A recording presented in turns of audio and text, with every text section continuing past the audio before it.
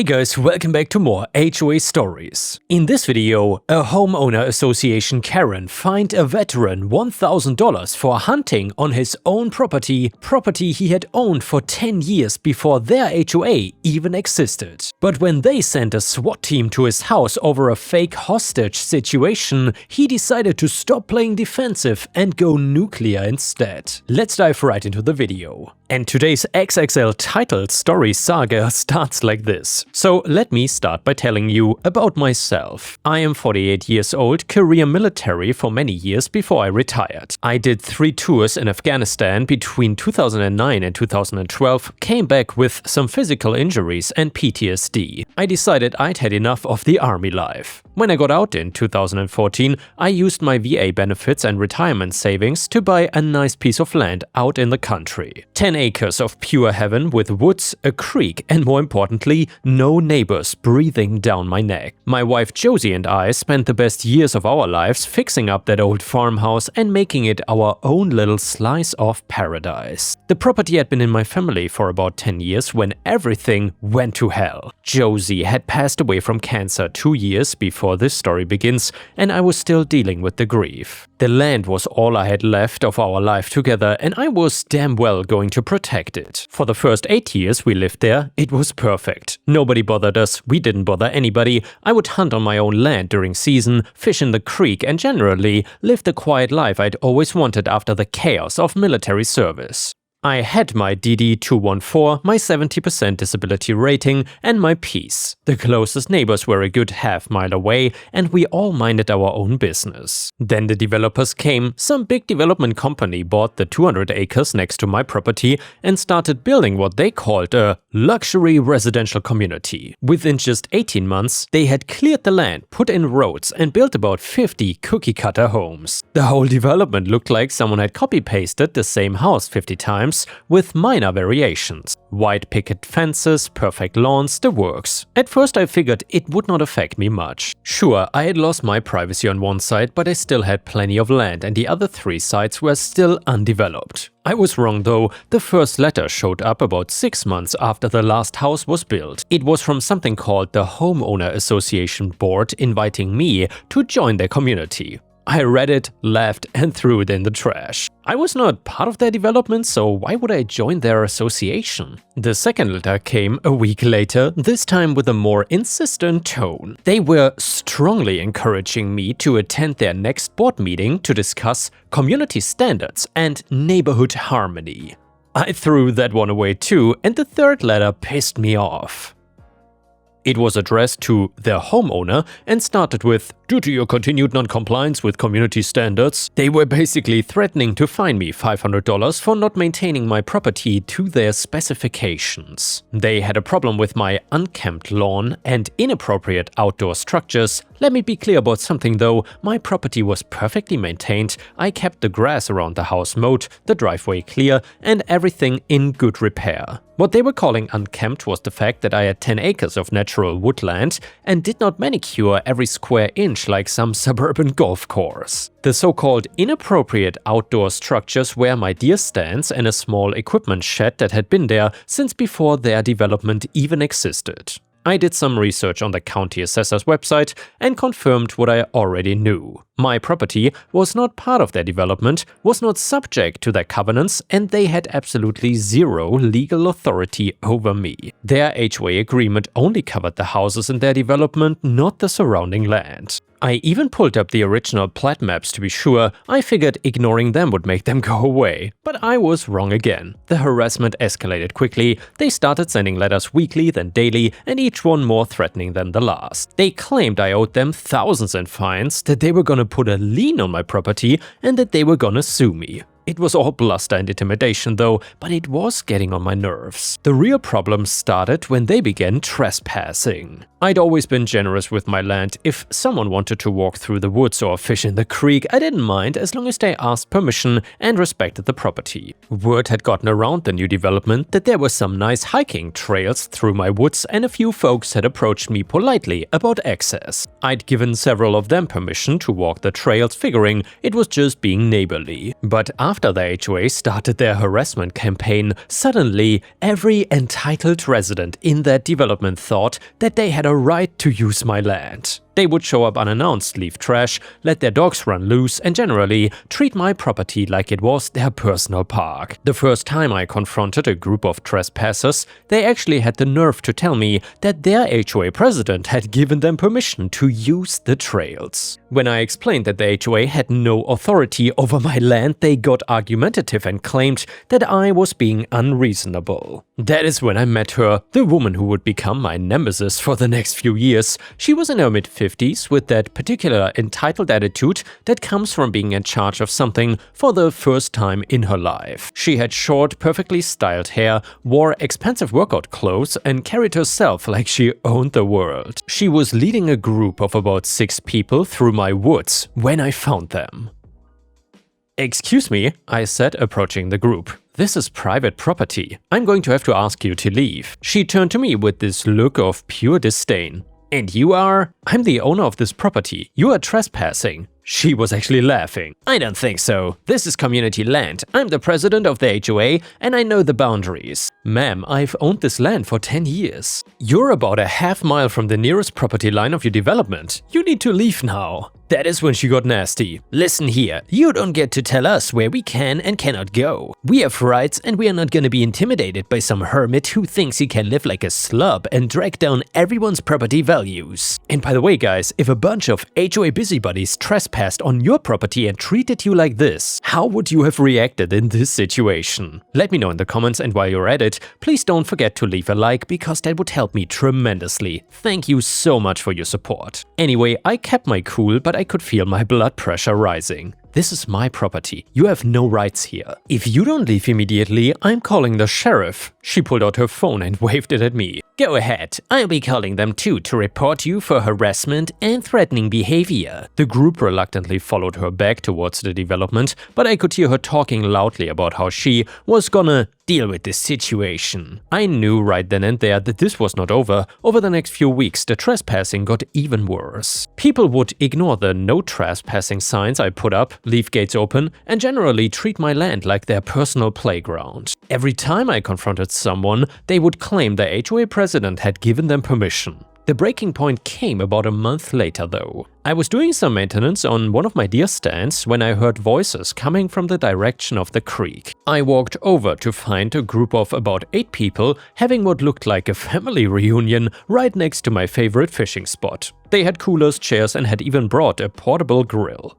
Folks, you cannot be here," I said as I approached. "This is private property." One of the men, who looked to be the father of the group, stood up and crossed his arms. "We have permission from the HOA to use this area for community events. The HOA does not own this land. I do. And I am telling you to leave." "We are not leaving," he said. "We checked with the board and they said this area is designated for community use." I pulled out my phone and started dialing. "I'm calling the sheriff. You can explain to them why you think the HOA has authority over private property that's not even in your development." And that is when the HOA president showed up. She must have been monitoring the situation because she came through the woods at a fast walking speed, looking like she was ready for a fight. "What's the problem here?" she demanded. "The problem," I said, "is that you've been telling people they can trespass on my property and now you're trespassing yourself." She got right up in my face. "This is not your property. I've checked the records and this land is designated for community use." "Lady, I've got the deed to this property in my house. I have owned it for 10 years. You are trespassing, and if you don't leave right now, I'm having you arrested." She pulled out her phone and started recording me.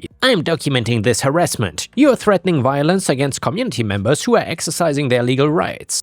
"I have not threatened anybody. I've asked you to politely leave my property and you have refused. That is criminal trespassing." "We will see about that," she said, and then turned to the family. "Don't let him intimidate you. You have every right to be here." That is when I'd had enough. I turned and walked back towards my house, leaving them there for the moment. I had a plan. I went inside and grabbed my Remington 870 from the gun safe. It was not loaded and I had no intention of threatening anyone with it, but I wanted to make a point here. I walked back to where they were still arguing about whether they had to leave or not. "Folks," I said, holding the shotgun in a safe, non-threatening manner, "I'm going to ask you one more time to leave my property. If you don't, I'm calling the sheriff and pressing charges for criminal trespass." The family took one look at the gun and decided they did not want to test my resolve. They packed up their stuff and headed back towards the development. And by the way guys, would you have handled this situation the same way, or do you think that OP overreacted? Let me know in the comments. However, the HOA president stood her ground. "Do you just threaten me with a weapon?" she said, still recording. "I'm calling the police." "Well, go ahead," I said, "and when they get here I will show them the deed to this property and explain how you've been encouraging people to trespass." She finally left, but not before promising that this was not over. The next day, 2 sheriff deputies showed up at my door. They had received a complaint about me threatening someone with a gun. I explained the situation, showed them the property boundaries on my deed, and told them about the ongoing trespassing problem. The deputies were actually pretty understanding. Deputy Carter, who seemed to be the senior officer, looked over my paperwork carefully. "Sir, this land is definitely yours," he said. "You have every right to ask people to leave, and displaying a firearm on your own property is not a crime as long as you're not threatening anyone with it." "We'll have a talk with the HOA president," his partner added, "but you might want to consider putting up more signs and maybe even some cameras." And they were right. Over the next few weeks, the harassment got even worse. The HOA started sending me certified letters demanding that I appear at their board meetings to answer for my hostile behavior towards community members. They threatened to sue me for interfering with community activities and creating a hostile environment. I ignored all of it, but I did take the deputy's advice and installed a basic security camera system around the house and main entrance to my property. I also put up more no trespassing signs and made sure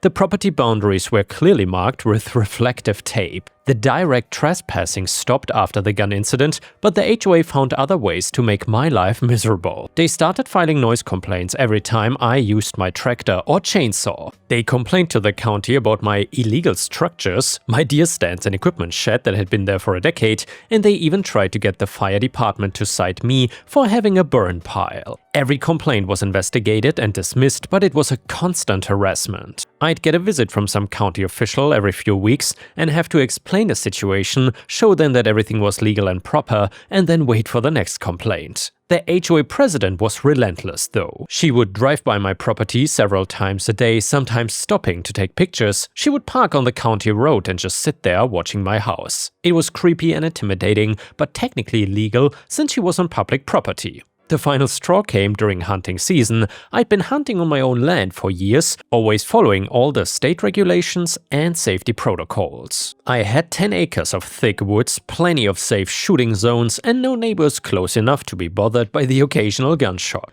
But the HOA president had other ideas. Every time I went hunting, she would call the sheriff to complain about gunshots in a residential area. The deputies would show up, I would explain that hunting was legal on my property, and they would confirm that I was following all regulations, and they would leave. But it was getting old real fast. The harassment campaign had been going on for about 8 months when things took a darker turn. The HOA started spreading rumors about me in the community, and they told people that I was a dangerous loner who was unstable and threatening to neighbors. They claimed I was a potential terrorist because I was a veteran with guns.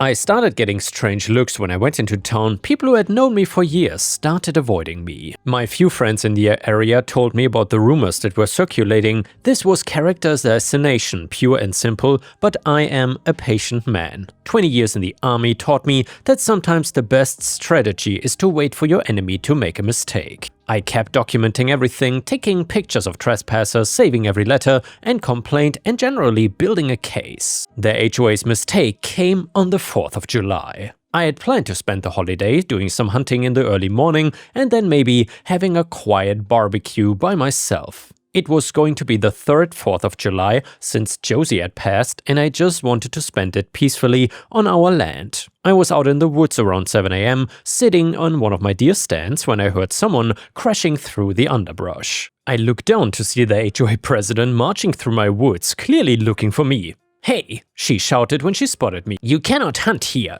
I climbed down from my stand, my rifle slung over my shoulder. "Ma'am, this is my property and hunting is legal here." "Not anymore, it isn't," she said, pulling out a piece of paper. "You're in violation of community standards and I am issuing you a fine." She handed me what looked like an official document. It was a citation for $1,000 for discharging firearms in a residential area and engaging in activities that disturb the peace and quiet enjoyment of community members. I looked at the paper and then almost laughed. It was printed on regular copy paper with the HOA's letterhead, and it looked like something a kid might make for a school project. It had absolutely no legal authority. "Lady, this is worthless," I said. "You have no authority to fine me, and I'm not part of your HOA." "You need a permit for that gun," she said, pointing at my rifle. "And hunting is not legal here." "Ma'am, I have a valid hunting license, and this rifle is legally owned, and I don't need any additional permits to hunt on my own property." "We will see about that," she said. "I'm calling the police right now to report that you threatened to kill me." "I have not threatened anybody." "You said you were gonna shoot me." I said no such thing, but she was already dialing. 911? "I need police immediately. There's a man with a gun who just threatened to kill me." I could not believe what I was hearing here. She was filing a false police report right in front of me, claiming I had threatened her when I had done nothing of the sort. "Yes, he said he was gonna shoot me," she continued. "He's got a rifle and he's very agitated. I think he might be having some kind of breakdown." When the deputies arrived, they found me sitting calmly on a fallen log, my rifle unloaded and sitting several feet away. The HOA president was standing about 50 yards away, still talking on her phone. "What's the situation here?" Deputy Carter asked. I was relieved to see it was the same officer who had responded before. I explained that I'd been hunting legally on my own property when she showed up and started harassing me. I showed him the fake citation she had given me and explained about the false 911 call. The deputy talked to both of us separately and then came back to me. "Sir, she's claiming that you threatened to shoot her. Did you make any statements that can be construed as threatening?" Deputy: "I've never threatened that woman or anyone else. I was just sitting in my deer stand minding my own business when she showed up and started yelling at me. Are there any witnesses?" "No, but I've got security cameras on my property and they might have picked up something from this morning." The deputy knew the history and was getting tired of the false complaints. "Ma'am," he said to the HOA president, "I need to warn you that filing false police reports is a serious crime. Are you sure you want to proceed with this complaint?" She backed down immediately. "Well, maybe I misunderstood what he said, but he was definitely being threatening and intimidating." "Sir," the deputy said to me, "do you want to press charges for criminal trespassing?" I thought about it for a moment. "Not today, deputy, but I wanted on record that she was trespassing on my property and filed a false police report." After the deputies left, I sat there for a long time thinking about what had just happened. This woman had just committed a crime right in front of me and she had gotten away with it. She was escalating the situation and I knew it was only gonna get worse. 3 days later, I got swatted. I was sitting on my porch at around 9 p.m. having a beer and watching the sunset when I heard the vehicles coming up my driveway. A lot of vehicles. The SWAT team surrounded my house like I was some kind of terrorist. I counted at least 6 officers in tactical gear. They had rifles pointed at my house and were shouting commands through a megaphone. "This is the police, come out with your hands up." I set down my beer very slowly and walked to the edge of the porch with my hands clearly visible. "I'm coming out, I'm unarmed. Get on the ground, face down, hands behind your head." I did exactly what they told me.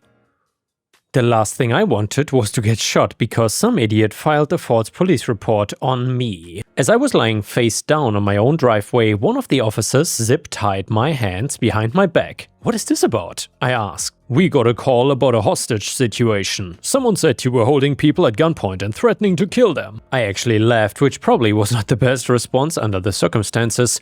"Officer, I live alone. I don't have any hostages. Check my house if you want." It took them about 45 minutes to clear my house and realize that there was no hostage situation. The lead officer came back and helped me to my feet. "Sir, someone called in a report that you were holding 3 people hostage and threatening to kill them. They said you were armed and extremely dangerous." "Officer, I think I know who called this in. I've been having problems with my HOA president. She filed a false police report 3 days ago claiming I threatened to kill her." He looked at his notes. "The call came from a woman. She said she was hiding in the woods and could see you through the window, holding people at gunpoint. There's nobody here but me. Check my security cams if you want proof." They did check the cameras and they clearly showed me sitting alone on my porch for the entire evening. No hostages, no guns, no threats. Just an old veteran having a beer on his own property. Sir, this is the second false police report we've gotten about you this week. We are going to have a serious conversation with whoever's been making these calls. After they left, I sat back down on my porch and finished my beer,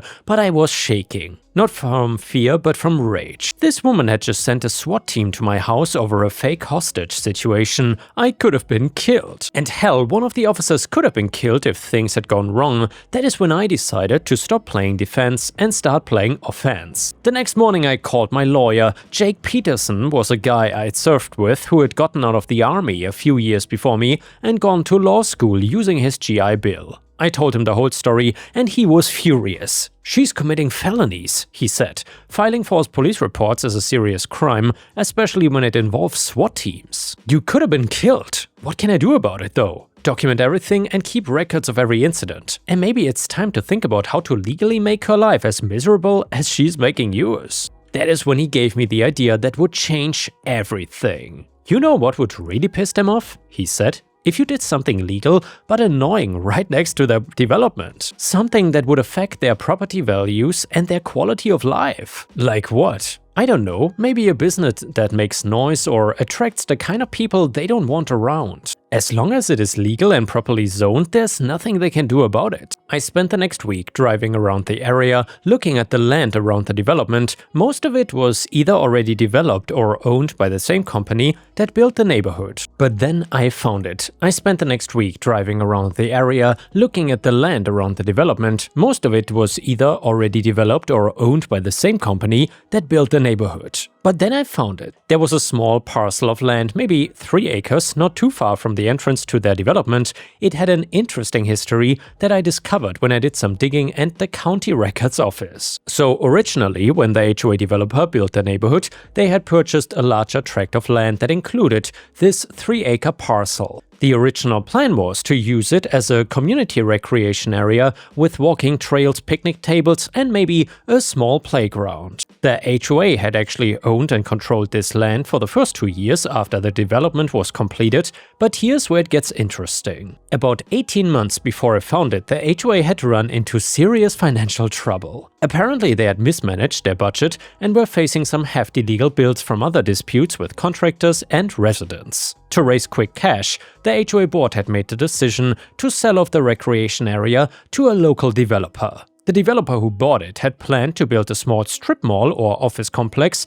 but the project never got off the ground. Economic conditions changed, financing fell through, and the developer got stuck with a piece of commercial zoned land he could not use. After holding onto it for over a year and paying property taxes, he was motivated to sell. The really beautiful part was that many of the residents still thought of this land as theirs. Even after it was sold, people continued to use it for walking, letting their dogs run, and even having small gatherings. The developer hadn't bothered to fence it or post signs because he was focused on trying to sell it, not manage it. I discovered all this when I talked to the realtor and did some research at the county courthouse. The current owner was a small development company that was basically trying to cut their losses. I called the realtor that afternoon. "I'm interested in the property at the entrance to the development," I said. "How much are they asking?" "It's listed at $185,000, but honestly, the seller is highly motivated," she said.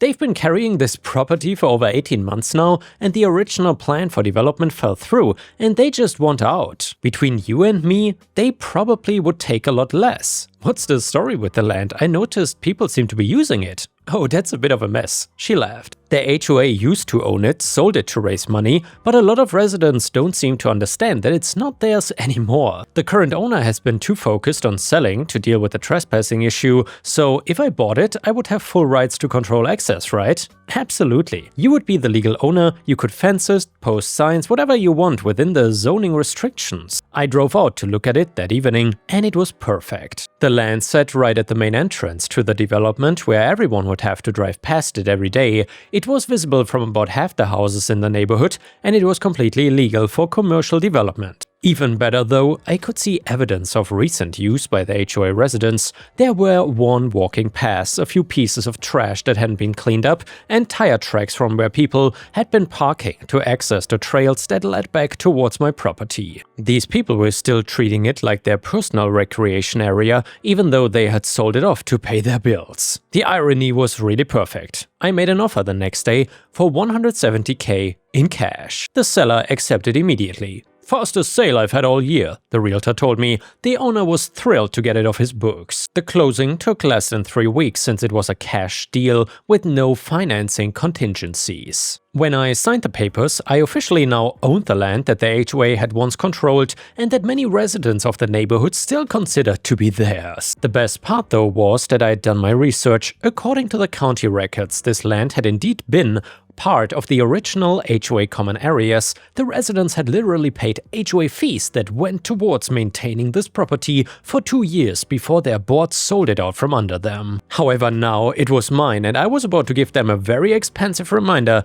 that actions have consequences. While the purchase was going through, I started researching what I could do with the land. I called the county planning department and asked about zoning restrictions and permitted uses. It is zoned for commercial use, the clerk told me. You can put most businesses there as long as they meet the building codes and safety requirements. What about a shooting range? Indoor, outdoor? Outdoor. You would need a conditional use permit for that. It's more involved than a simple business license, but it's definitely possible if you meet all the requirements. I spent the next month learning everything I could about zoning law, conditional use permits, and firearm range regulations. I talked to other range owners and consulted with architects who specialized in shooting facilities and generally became an expert on the subject. The key was to make sure everything was completely legal and by the book. I did not want to give the county any reason to shut me down, and I did not want to give the HOA any legal grounds to stop me. So then I hired Jake to help me navigate the permit process. Even though zoning was not his specialty,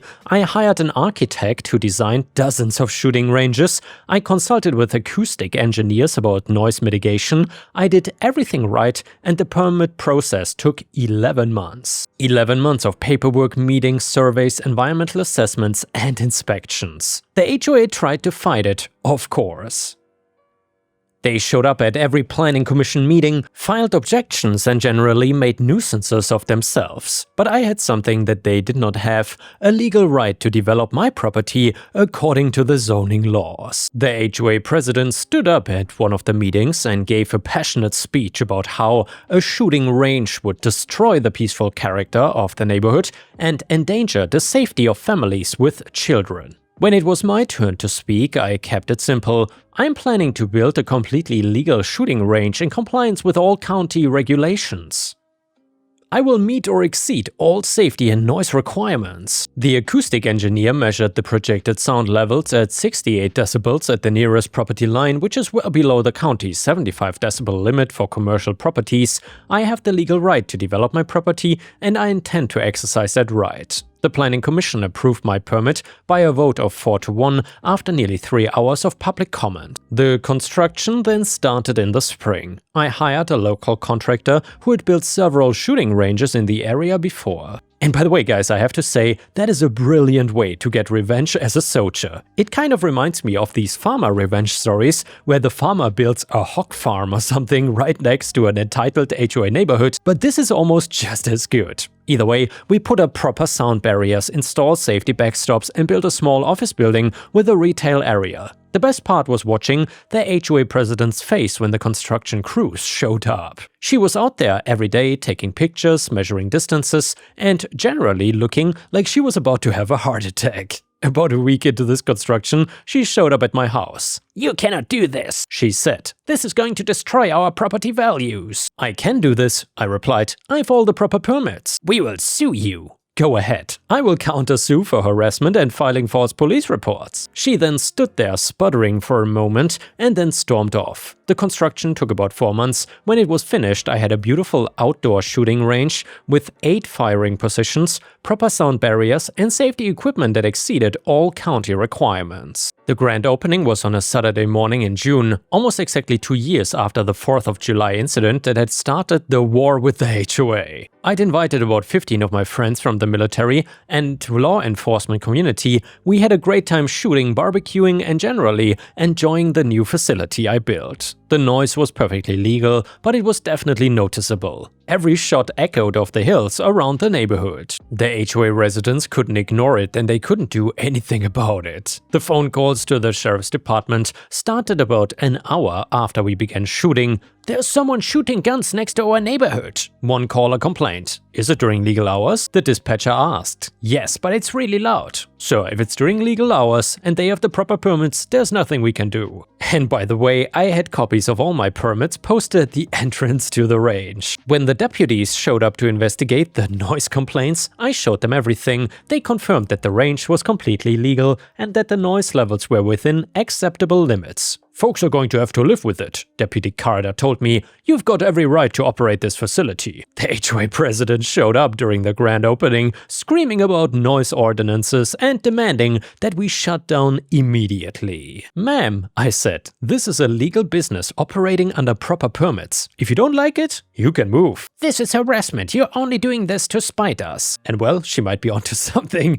I'm doing this because it's my legal right to develop my property. The fact that you don't like it is just a bonus. She called the sheriff again, demanding that I be arrested for harassment and intimidation. Deputy Carter was getting tired of her complaints. "Ma'am, he's operating a legal business on his own property. There's nothing illegal about what he's doing." "But he's doing it just to annoy us." "Ma'am, his motivations don't even matter. What matters is that he's following the law." Over the next few months, the HOA tried everything they could think of to shut down the range. They filed complaints with the county, the state environmental agency, and even tried to get the EPA involved. And it seems like they want to get Disney involved too, because she is scratching my chair right now. Maybe Disney is part of the HOA board, who knows? Anyway, they hired lawyers, organized protests, and generally made fools of themselves. But I had something they did not have. I'd done everything legally and by the book. Every permit was in order, every safety requirement was met, and every noise measurement was within legal limits. By the way, the range was open 3 days a week, Wednesday, Friday, and Saturday from 9 AM to 5 PM.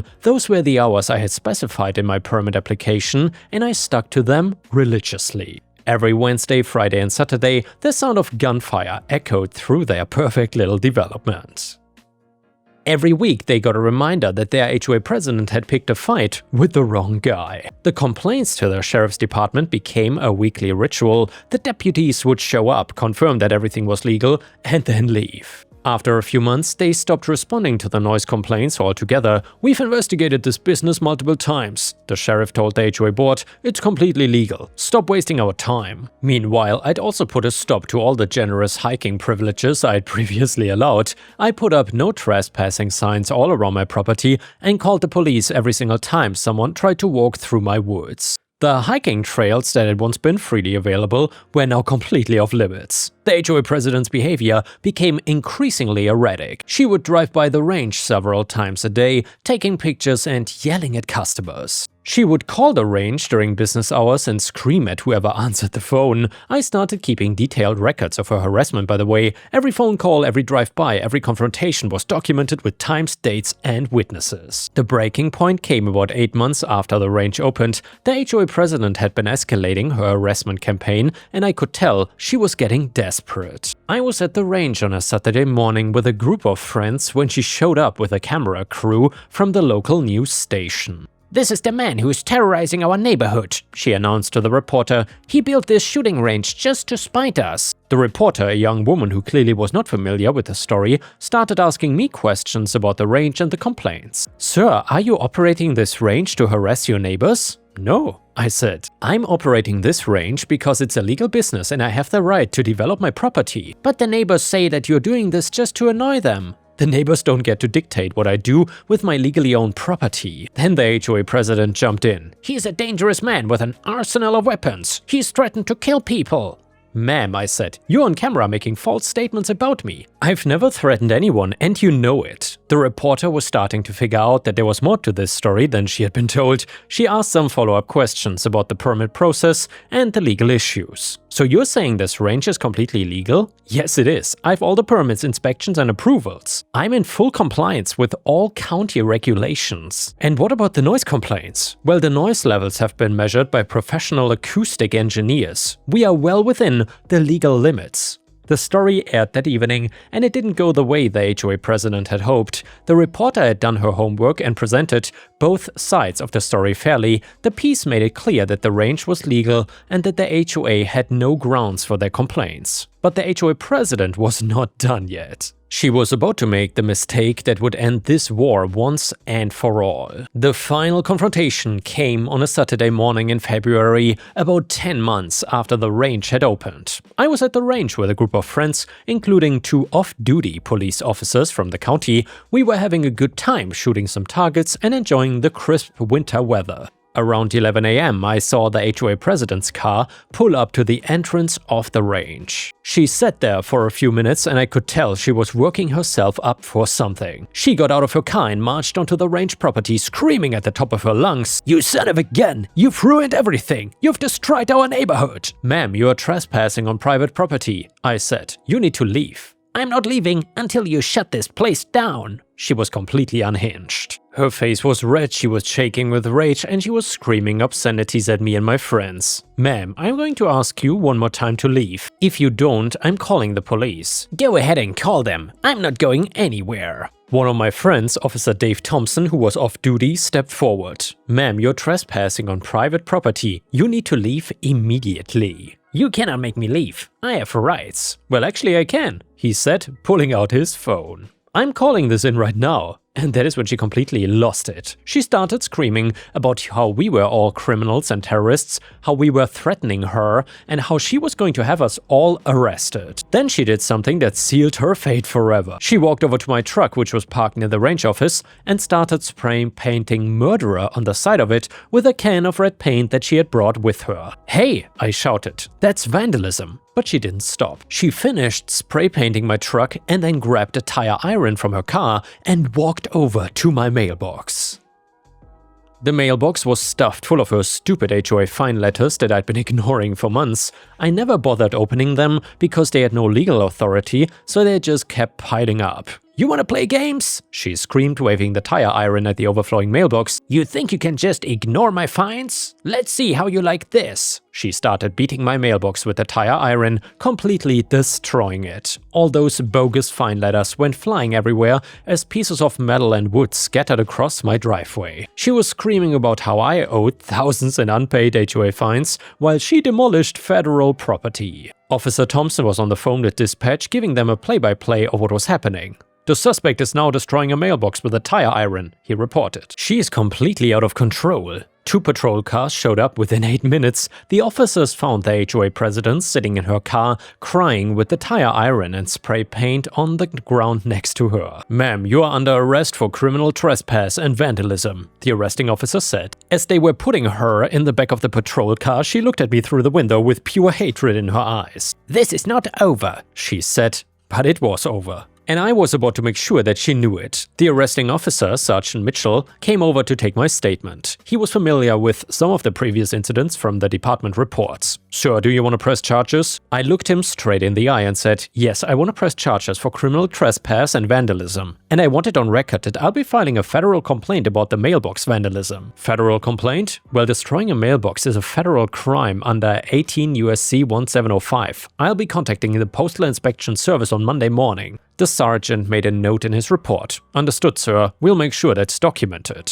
Officer Thompson and the other witness provided statements as well, making the case ironclad. The next few weeks were busy but satisfying. The president was charged with criminal trespassing and felony vandalism. The damage to my truck and mailbox was over $2,500, which made it a felony in our state. However, the federal charges were the real kicker here. Destroying a mailbox is a federal crime under U.S. Code Title 18, Section 705. It carries a fine of up to $250,000 and up to 3 years in prison. The Postal Inspection Service does not mess around here.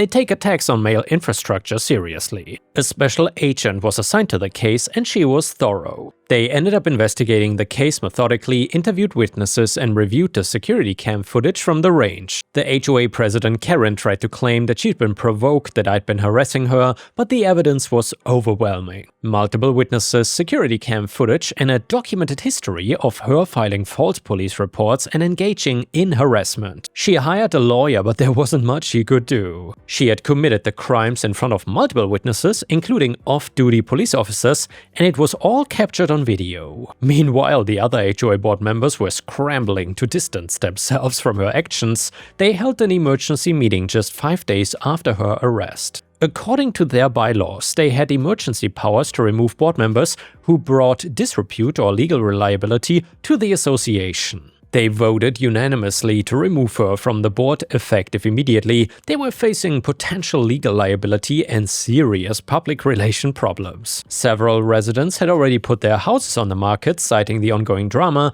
and negative publicity. Her replacement was a retired teacher named Oliver Evans, a reasonable man who had been opposed to the harassment campaign from the beginning. He sent me a formal letter of apology on behalf of the HOA about 2 weeks after taking over. "We deeply regret the harassment you've experienced over the past few years," the letter read. "The actions of our former board president do not represent the values of our community. While we understand that trust will take time to rebuild, we hope we can move forward with a more neighborly relationship. We also want to formally acknowledge your right to operate your business and use your property as you see fit within all applicable laws." It was a small gesture, but it meant something. For the first time in years, I felt like I might actually have reasonable neighbors again. The case took almost 2 years to fully resolve through the court system. The state charges went to trial first, about 16 months after the incident. I testified about the years of harassment, the false police reports, and the final incident where she destroyed my property. The state jury deliberated for less than 3 hours. They found her guilty on all counts: criminal trespass, felony vandalism, and harassment. The judge sentenced her to 15 months in state prison, plus restitution for the damage to my truck and mailbox. The federal case took another 10 months to resolve. The federal prosecutor was initially willing to consider a plea deal, but the HOA president's lawyer insisted on going to trial, apparently believing they could convince a jury that she'd been driven to her actions by my provocation. Well, let me tell you, that was a mistake. The federal jury was even less sympathetic than the state jury had been. They found her guilty of destruction of mail facilities, and the federal judge sentenced her to 12 months in federal prison, to be served after her state sentence was completed. The shooting range continued to operate successfully throughout the legal proceedings. It had become quite popular with local law enforcement and military folks. Word of mouth in those communities is everything, and having off-duty cops as regular customers was the best advertising I could ask for. Business was good enough that I was able to expand the facility. I added 4 more shooting positions, built a small indoor range for pistol practice, and even added a small pro shop that sold ammunition and basic shooting supplies. The irony was not lost on me that the HOA's harassment had inadvertently led me to discover a profitable business opportunity. The shooting range was bringing in enough income to more than cover the property taxes on both my original homestead and the commercial property. The HOA president served her full sentence, about 2 years and 3 months total, between state and federal prison. She was released, and I heard through the grapevine that she moved out of state immediately upon release. She sold her house in the development to a cash buyer and was gone within 3 weeks. I never heard from her directly again, but I did receive one piece of satisfaction a few months after her release. My lawyer got a call from her attorney asking if I'd be willing to accept a written apology and additional financial compensation in exchange for agreeing not to pursue a civil lawsuit for damages. I thought about it for 5 seconds and then, "Tell them I'll consider it for $150K, I said. I never really heard back, which told me everything that I needed to know about her financial situation after years of legal fees and being unemployable with a federal conviction. The development itself changed significantly over the next few years. Many of the original residents actually moved away, tired of the drama and negative publicity. The new people who moved in were generally much more reasonable. Some of them even became customers at the shooting range. It turns out that when you're not being harassed and threatened, most people are actually pretty decent neighbors. I still live on my original 10 acres and I still hunt on my own land during season. The difference is that now I also own a successful business that provides me with a nice supplemental income and a constant reminder of what happens when you pick a fight with the wrong person. We host charity events for veteran organizations, offer basic firearms safety courses for new gun owners, and generally serve the community in a positive way. I've even had a few law enforcement agencies use the facility for training exercises, which is probably the ultimate validation that we are operating a professional, safety-focused operation. The moral of this story is simple though: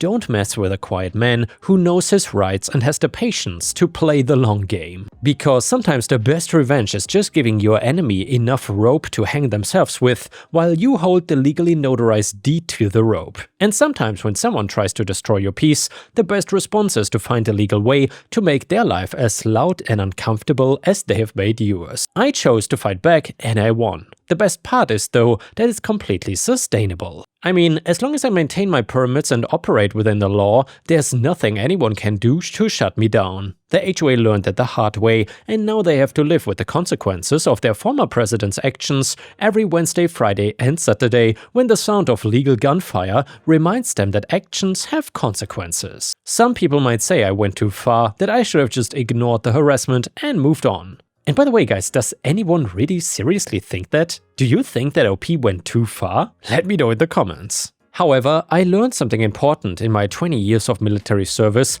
If you don't stand up to bullies, they will keep bullying you and then move on to the next victim. By fighting back legally and strategically, I did not just protect myself. I made sure that the next person who lives out here won't have to deal with the same kind of harassment. The development has been peaceful for years now. The new HOA board is reasonable, professional, and respects property rights. They've never contacted me about anything other than courtesy notifications about road maintenance that might affect traffic flow past the shooting range. It's amazing how much more reasonable people become when they understand that their neighbors have rights too and that those rights will be defended. Every morning when I have my coffee on the porch and look out over the land that Josie and I built our life on, I remember why it was worth fighting for. This is not just property, it is home. And keep in mind, nobody has the right to take that away from you, no matter how many lawyers they hire or how many fake fines they send.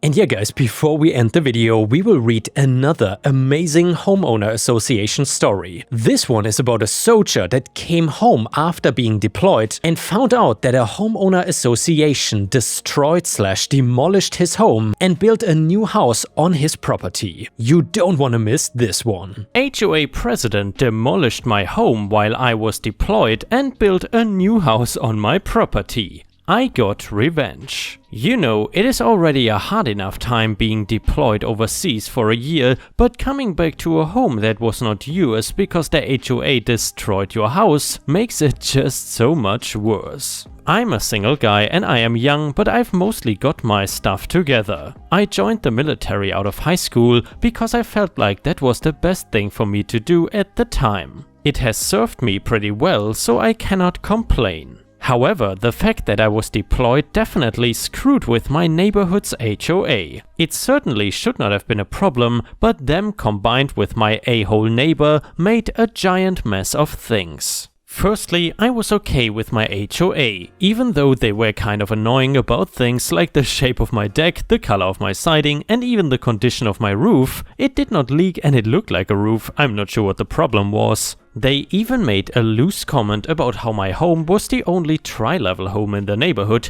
like I was supposed to do something about it. I cannot help that the people who had the home built wanted a tri-level. It also did not help that I had the nosiest neighbor named Darla. She was probably an older woman in her 50s and she had nothing better to do than to bug the ever-loving peace out of me. Anytime I had friends over or I was working in my garage with music playing, she would march over and demand this and that and threaten to call the police or the HOA, whichever she felt had the most authority over the situation. She was a real pain in my butt. Did I also mention that she has 4 of the most annoying little yappy dogs I've ever heard or seen in my life?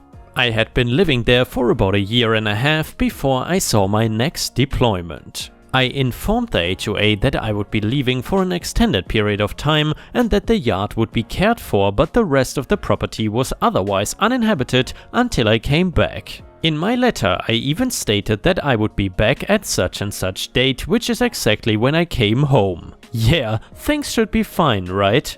Wrong. The deployment passed slowly and I never heard anything from anybody, that is until about 2 months prior to coming home. The gentleman that I hired to handle my yard said that when he arrived at my property there was a crew doing something and he was told to leave. I immediately was confused and made an attempt to reach someone, but I was unable to find the number for the HOA. I had to wait those 2 months to see what was happening, and let me tell you, I was not ready for what I found. My father picked me up from the airport and took me home, only for us to find a completely different house. That's right, it was not mine at all. They had actually bulldozed my house and built a new one on the same plot. There was a young couple currently renting it and had been for about 2 weeks. I was stunned. My savings had been put into that home. I had a really nice old Thunderbird in the garage that I was rehabbing. All of my papers, belongings, just everything was gone. This grown man is not afraid to admit that he cried either. My father was speaking with the folks that were renting the new home and he managed to get a phone number for the HOA from them. It looked like the leader of the HOA now owned the property and was responsible for the new home.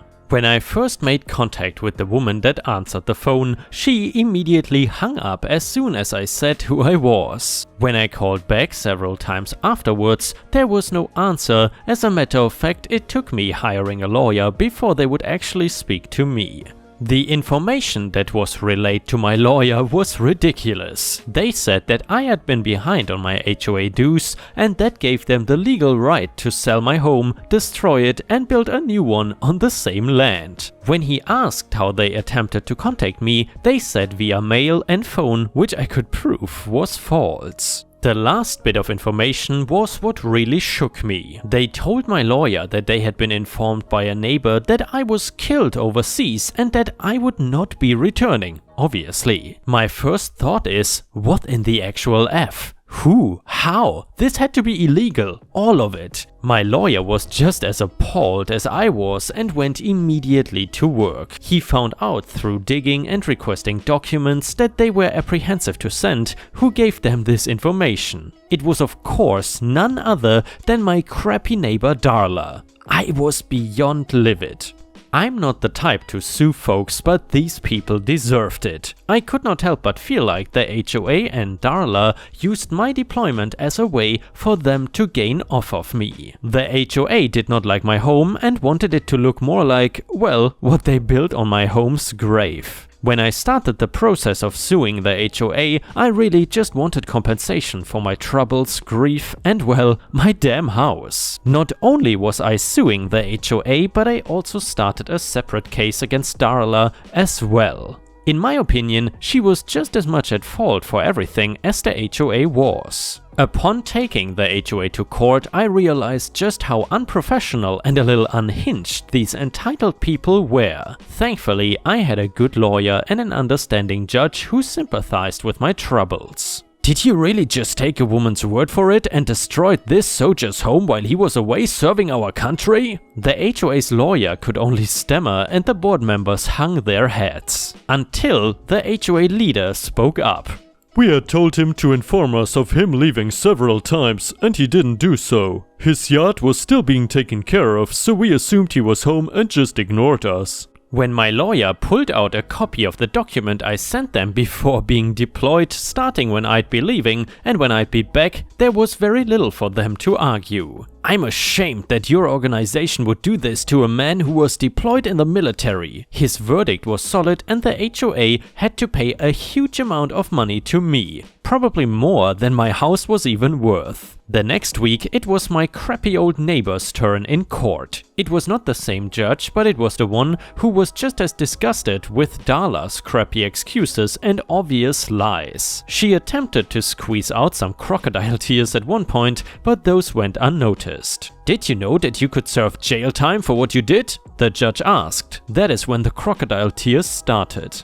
She never really had a good reason for telling the HOA that I was dead, only that she was sorry and regretted her misinformation. Because I did not want to press charges and send her to jail, I was awarded over $70,000 for her case alone. It was a good day for me. At the end of everything, the HOA had to cough up about $200k and Darla around $70k. Needless to say, that cleaned out the HOA and they pretty quickly dissolved due to bankruptcy. Darla stayed in her house but kept to herself after that. I bought a place somewhere else and made sure there was no nuisance HOA to deal with, and also that I met my neighbors first.